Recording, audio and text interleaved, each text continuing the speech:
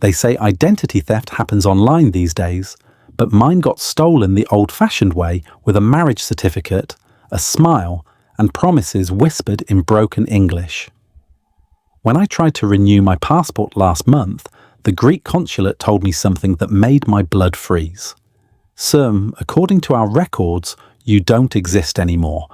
If our stories resonate with you, don't forget to like, comment, and tell us where you're watching from. This story was shared with us by one of our viewers in Athens. He asked us to share his experience as a warning to other men considering marriage abroad. I'm sitting in the Greek consulate in Bangkok, staring at a computer screen that says I'm dead. Not literally dead, worse, legally erased.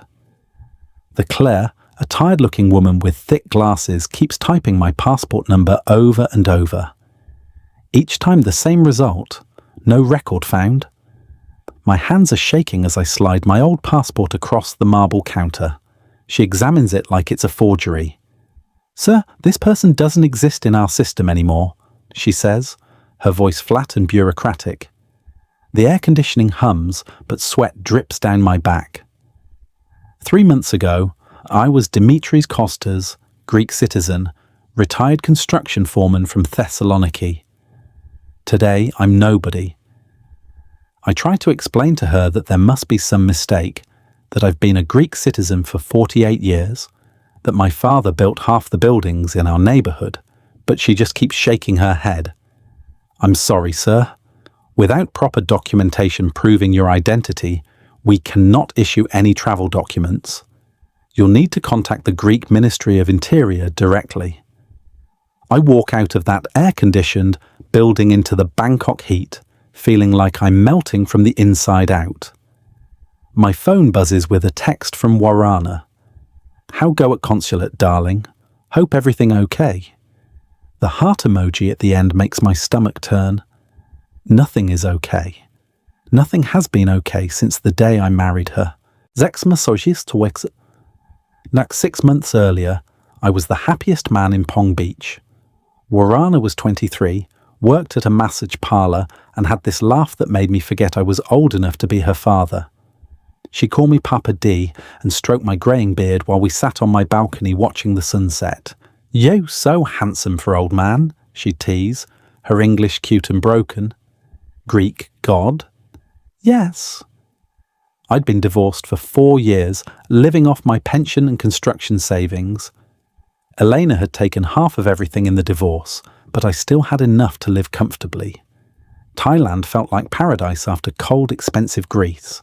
The beer was cheap, the food was incredible, and nobody cared that I was a 50-year-old man with grey hair and a beer belly. Wana made it feel like home. "I love you, Papa D," she'd whisper against my chest after we made love. "You different from other Farang, you have good heart."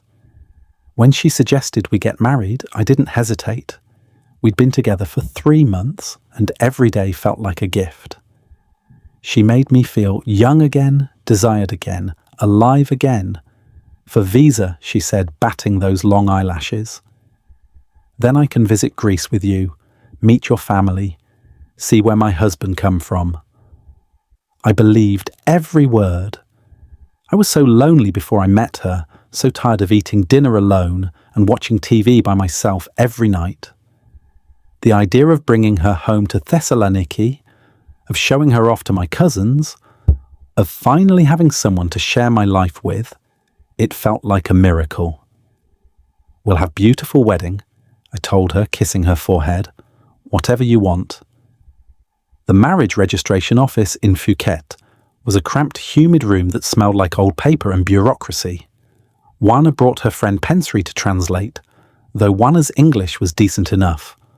What I didn't understand was why they needed so many documents from me.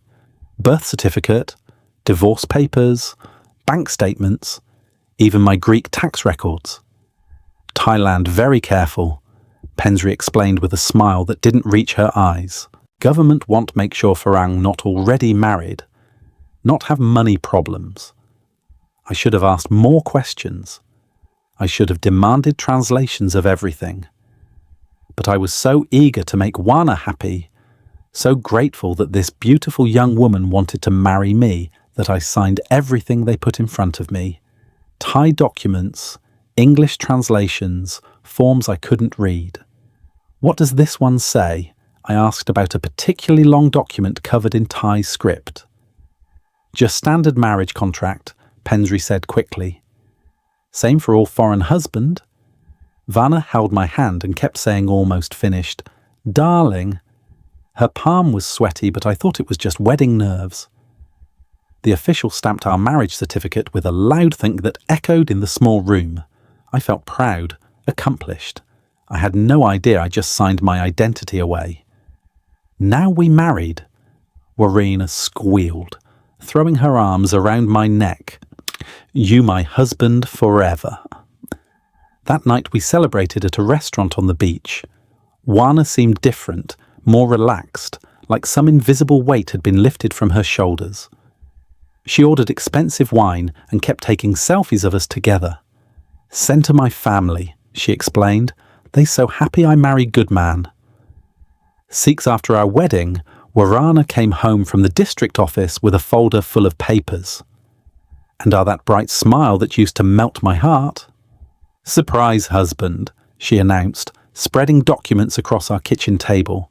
"Now you have Thai name too." My stomach dropped as she showed me a legal name change certificate. Apparently, I was now Kostas Dimitri, Wanchai. My Greek names flipped and her family name added.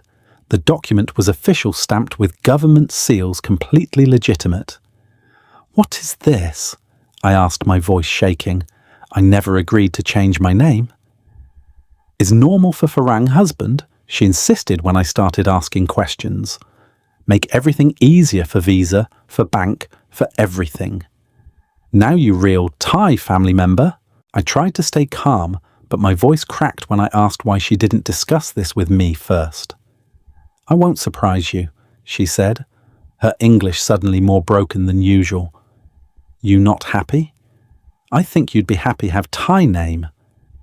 That night I couldn't sleep. I lay in bed next to her, listening to her breathing, trying to understand what had just happened. Something felt very wrong, but I couldn't put my finger on what exactly. When I tried to bring it up again the next morning, she got upset. "You not trust me?" she asked, tears in her eyes. "Are you? Your wife? I only want help you." I felt guilty for doubting her. Maybe it really was normal. Maybe I was just being paranoid because I didn't understand Thai bureaucracy. I apologized and tried to forget about it. When I tried to access my Greek bank account online the next morning, my login wouldn't work. The system kept rejecting my password, saying my account information didn't match their records. I called the bank in Thessaloniki, and after 20 minutes of hold music, a representative told me they'd received official documentation about a name change and needed me to come in person to verify my identity. "What documentation?" I asked, but the connection was bad.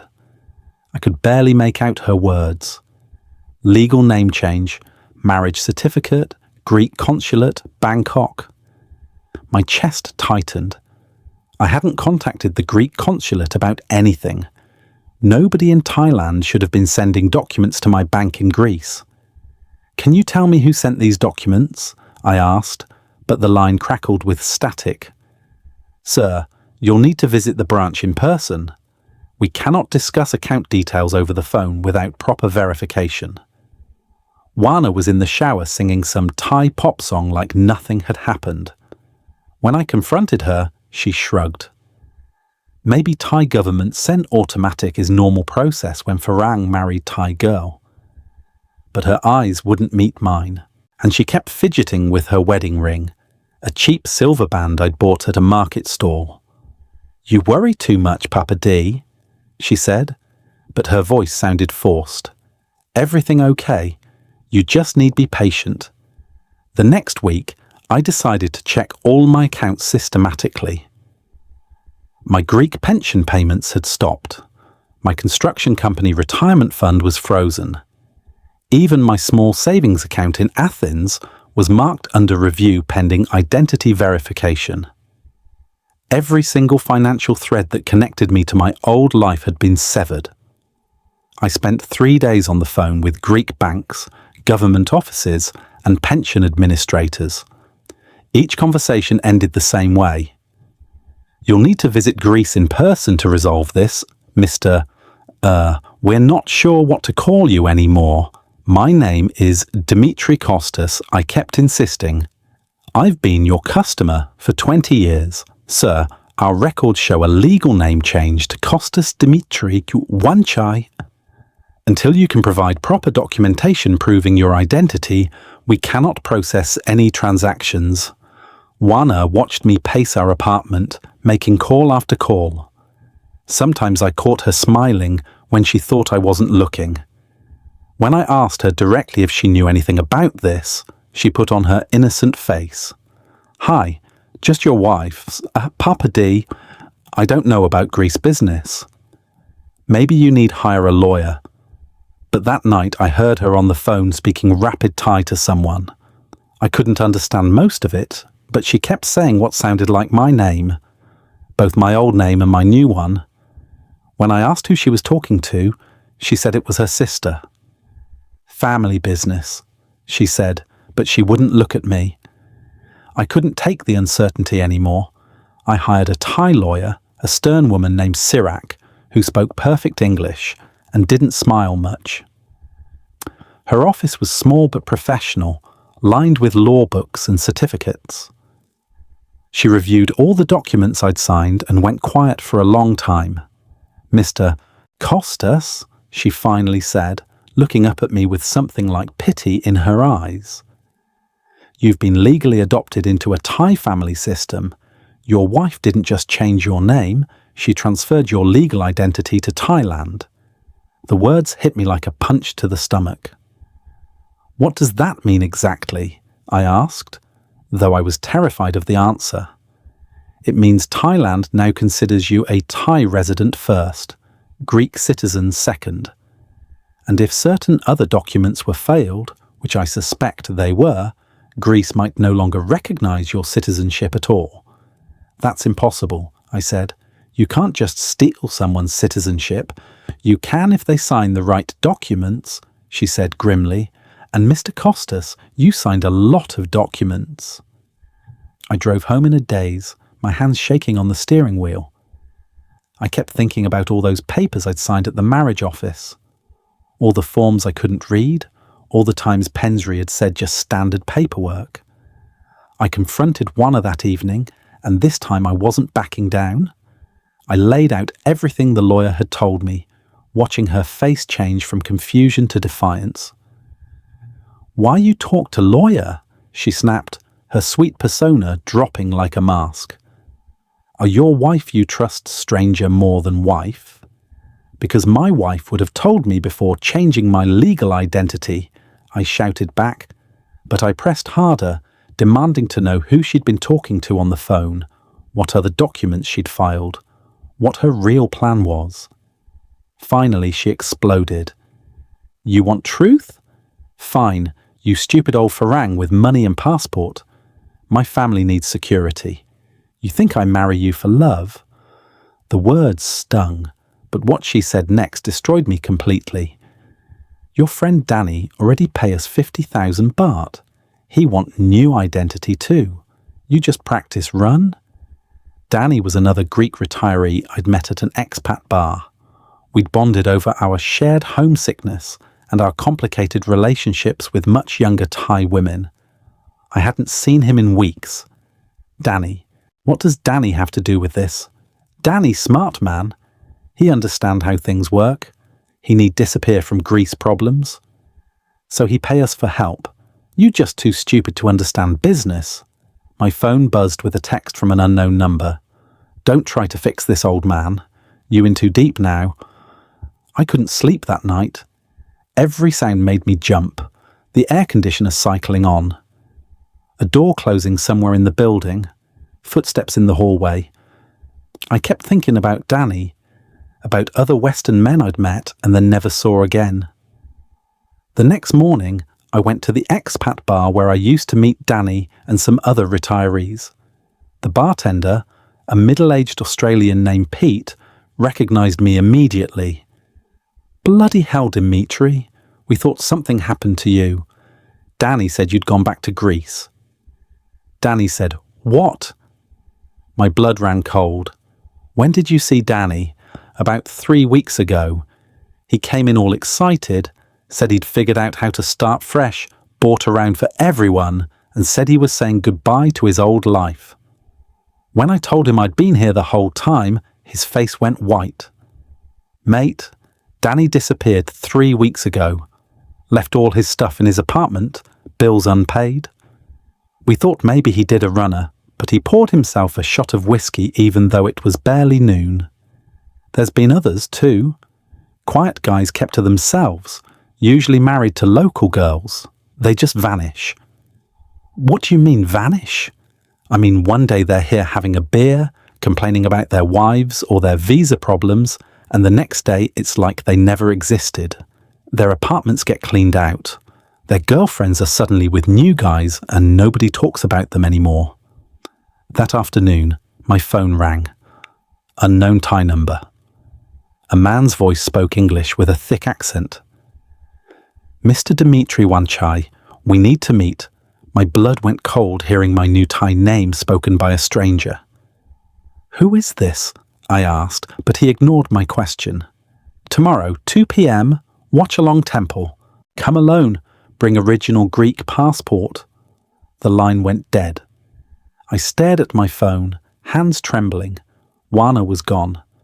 She'd left that morning with a suitcase claiming she needed to visit her sick mother in Ian. I called her number repeatedly, but it went straight to voicemail. I was completely alone in a country where I apparently didn't legally exist as myself anymore.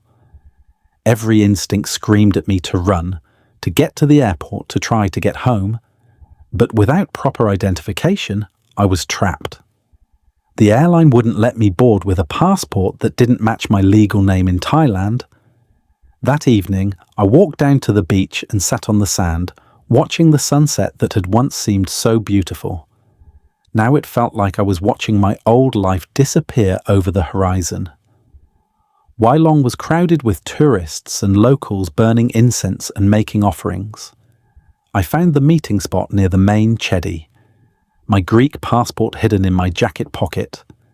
A thin Thai man in his 40s approached me wearing sunglasses despite the late afternoon shadows. "You come alone, good," he said, gesturing for me to follow him to a quieter area behind the temple buildings. "I am Kun Samkid. I help your wife with paperwork." He spoke matter-of-factly like we were discussing the weather. "There is a problem now. You talk to lawyer, make noise. This make things difficult." I tried to act braver than I felt. "I want my identity back." I told him I want to go home. He smiled, but it wasn't friendly. "Home? You are home now, Mr. Wushai. Greece? They not want you anymore. We make sure of this." He pulled out a tablet and showed me documents I'd never seen before. Tax fraud allegations, debt claims, even what looked like a criminal complaint filed in Athens. All bearing my name, all completely fabricated. "You try to leave Thailand. These documents follow you everywhere. Greek police won't talk to you about money you steal from construction company. Very serious charges." "That's impossible. I never stole anything. Computers say different. Papers say different. What you think Greek government believe you or official documents?" Kun Samkid's proposition was simple and terrifying. I could stay in Thailand as Dimitri Wanchai, keep a low profile, and they'd leave me alone. I'd get a small monthly allowance from what remained of my frozen accounts. Enough to survive, but not enough to escape.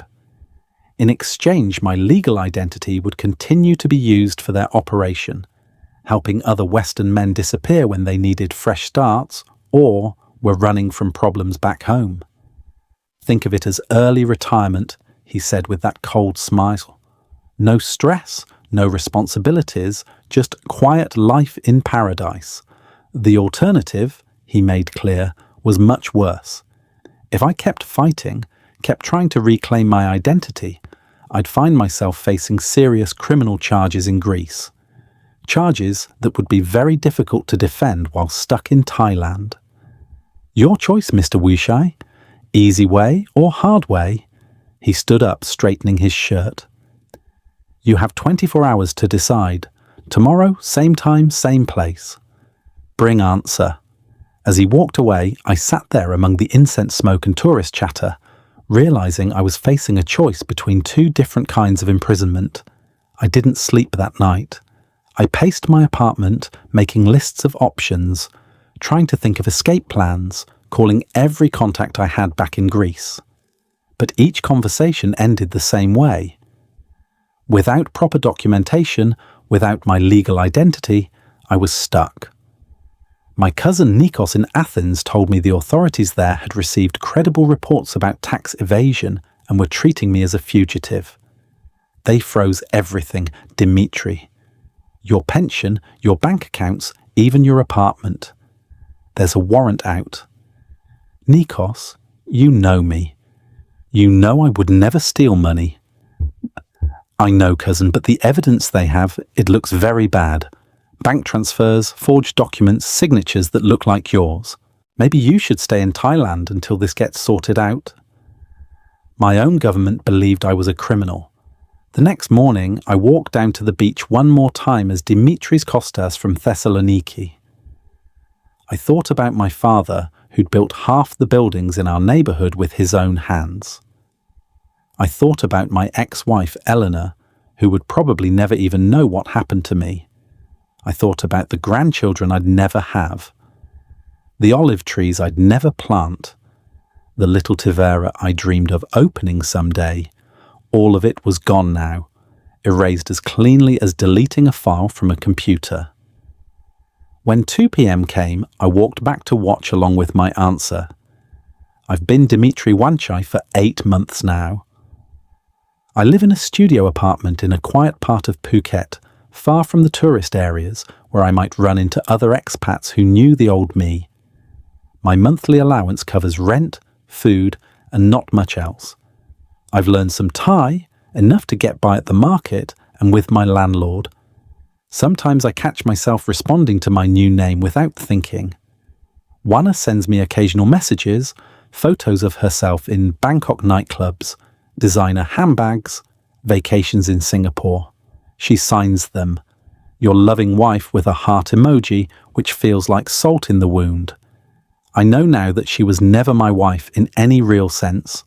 I was just another transaction, another identity to be harvested and repurposed. The hardest part isn't the money or the isolation, it's the erasure. Dimitris Kostas worked for 40 years, raised a stepson, survived a divorce, saved enough to retire with dignity. That man's entire existence has been wiped clean. Sometimes I wonder if Danny and the others are out there somewhere, living similar shadow lives under names that aren't really theirs. Maybe we're all ghosts now, haunting the margins of a country that sees us as resources to be extracted rather than people to be protected. I won't lie and say I found peace with this. I wake up angry most mornings, and I go to bed planning escapes I'll never attempt, but I'm alive and I'm free in the only way that's left to me. If you're reading this, if you're a man my age, thinking about starting over in Thailand or anywhere else, remember this. Your identity is the most valuable thing you own. Don't sign it away for a pretty smile and promises of paradise, because once it's gone, you might never get it back. And the man you used to be might disappear forever, leaving only a stranger in the mirror who answers to someone else's name.